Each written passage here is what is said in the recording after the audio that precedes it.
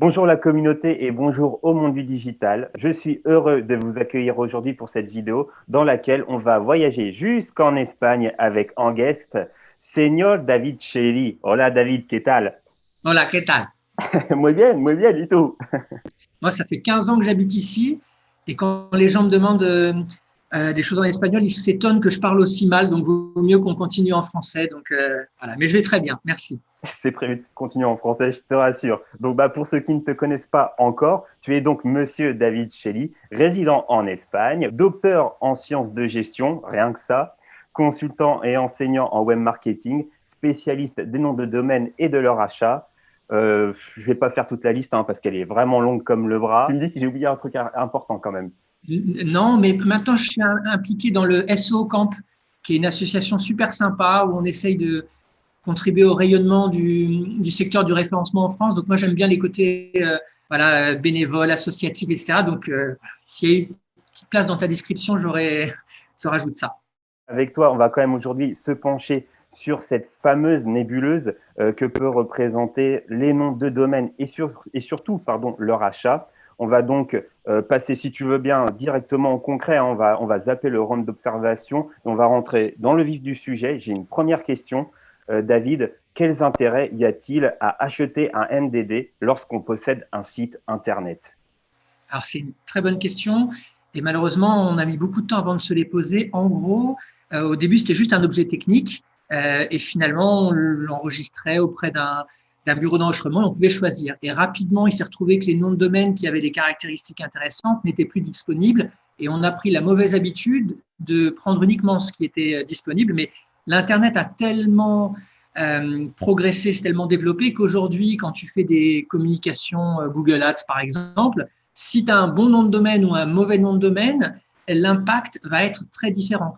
Aujourd'hui, si tu me donnes le nom de ton entreprise, j'arrive chez moi, je te cherche, mais j'arrive pas à mémoriser le nom parce que tu as pris un nom qui était disponible à l'enregistrement et pas fait l'effort d'investir dans un nom mémorisable, pertinent, efficace, on perd aussi beaucoup d'argent. Donc aujourd'hui,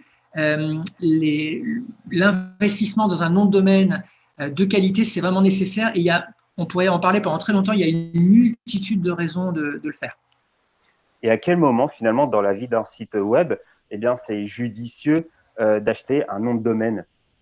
Alors, c'est énormément de choses. Ce qui est à la mode en ce moment, c'est surtout les domaines expirés. C'est-à-dire que les référenceurs ont compris que pour avoir des liens en provenance de Google, soit ils font du contenu, etc., comme nous dit Google, et ça ne marche pas, soit ils montent des sites qu'on appelle des PBN à partir de noms de domaine qui avaient déjà une existence, qui avaient déjà une certaine autorité pour Google. Et grâce à ces sites, bon, ils mettent un contenu rapide et ils se font des liens et ils obtiennent les liens qui leur permettent d'améliorer leur référencement. C'est juste un des aspects, mais en volume, on se rend compte que les référenceurs aujourd'hui sont des gros consommateurs de noms de domaine pour aider leur site principal. Ensuite, tu peux en prendre pour par exemple une landing page. On a une grande campagne de communication plutôt d'avoir une URL à rallonge à promouvoir. Si je prends un nom de domaine sympa, même s'il a une vie assez courte, la campagne de communication sera plus efficace. Et des exemples comme ça, on en a beaucoup. Donc, il y a énormément de raisons de s'intéresser au nom de domaine. Mais quels sont du coup les critères d'achat dans l'obtention d'un NDD? Qu'est-ce qu'il faut respecter? Par exemple, si je bosse dans l'immobilier, est-ce que je peux acheter un NDD qui est plutôt d'un site, d'un jeu vidéo?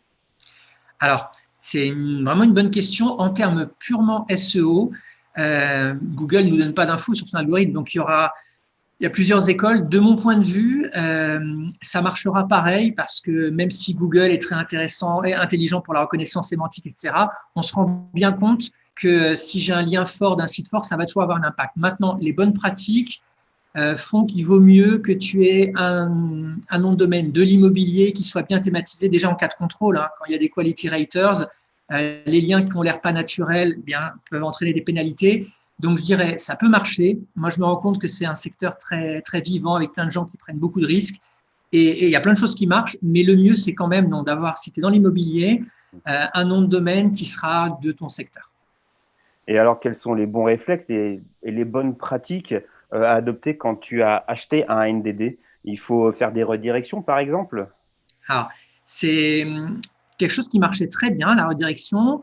quand j'avais encore des cheveux, à peu près il y a 20 ans, vraiment au tout début de Google. Le premier concours de référencement qui s'appelait Mangeur de cigogne, il a été gagné. Alors, je parle d'un truc, il n'y a personne qui va se rappeler de ça, hein, mais peu importe, c'était Yann qui avait gagné ce concours. Laurent Bourrelli était déjà dans le coup, il était arrivé deuxième, troisième, quelque chose comme ça, mais c'était que des redirections. La 301 marchait extrêmement bien.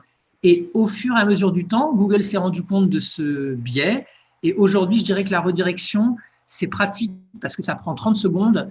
Si le nom de domaine n'a pas coûté très cher, bon, a priori, ça ne peut pas être un négatif, mais c'est vraiment la dernière chose que je ferais. On a un actif, autant l'utiliser. Donc aujourd'hui, je suis plutôt favorable à un PBN, donc à monter un réseau de sites avec les noms de domaine expirés ou alors faire un site un peu plus sérieux. Il y a des PBN de qualité qui se montent aujourd'hui. Donc, à mon avis, c'est mieux de le développer et ensuite de faire les liens davantage que la redirection. Et donc, une fois que j'ai acheté mon nom de domaine, il se passe quoi en fait concrètement? Qu'est-ce que je dois faire? C'est parce que ça reste vague au final, hein. On a son NDD, on est bien, on est content, mais du coup, il se passe quoi après? Qu'est-ce qu'on doit faire? Alors, c'est que des bonnes questions. Pourquoi cette question est très bonne? Moi, j'ai un petit service de vente de noms de domaine que je fais depuis très longtemps, et au moins 30% des noms de domaine qu'on vend sont jamais utilisés. C'est-à-dire que les gens, ils trouvent que c'est sympa et ils en font rien. Et ça peut durer des années. Donc, la question, elle est loin d'être naïve. Elle correspond vraiment à un problème.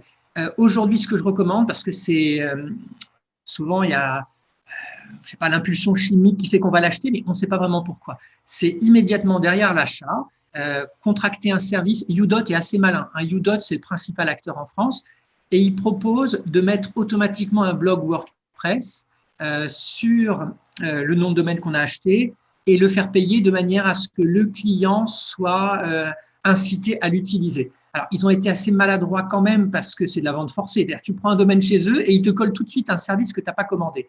Moi, je ne serais pas si négatif parce que, en tout cas, la personne qui a eu l'idée avait le même constat. C'est vraiment dommage, les gens n'utilisent pas les noms, on va leur faire ça.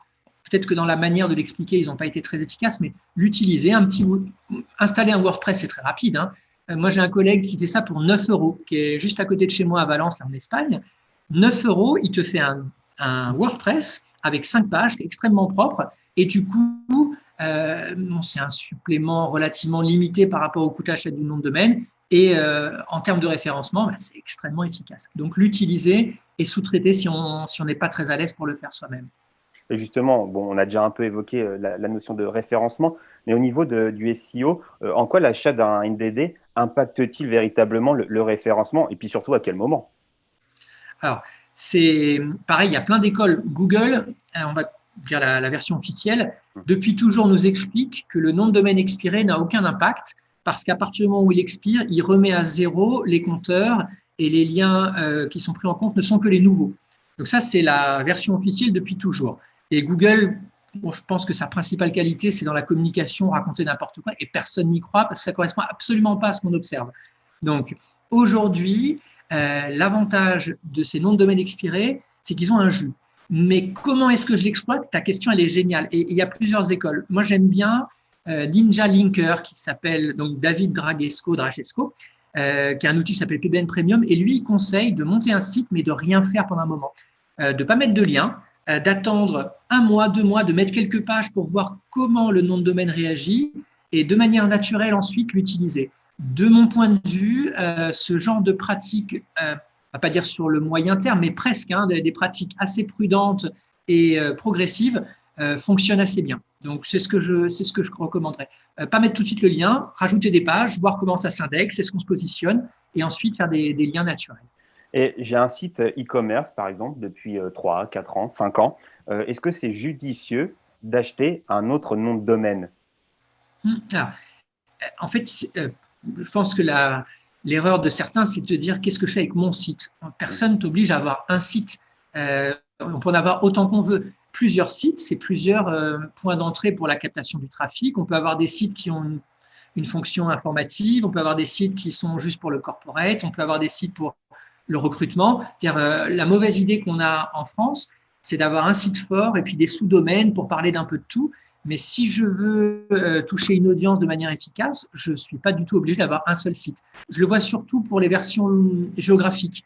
Si tu viens en Espagne, ce n'est pas très grave d'avoir sur un .com ou un .fr mon contenu. Par contre, en Allemagne, si j'ai pas un site indépendant avec le .de, je vais pas du tout être bien considéré. Donc, je pense que c'est nécessaire de l'utiliser comme étant un complément à son site principal, qui est évidemment le plus important. Donc, aujourd'hui, Julien, dont on parle, je n'ai pas le droit de dire le nombre de sites qu'il a, mais c'est avec des zéros, hein, et ça fonctionne extrêmement bien. Un site fort qui sert pour ta marque, et derrière d'autres sites qui ont des utilités différentes, pas simplement pour le référencement. Donc, on peut l'utiliser en complément du premier.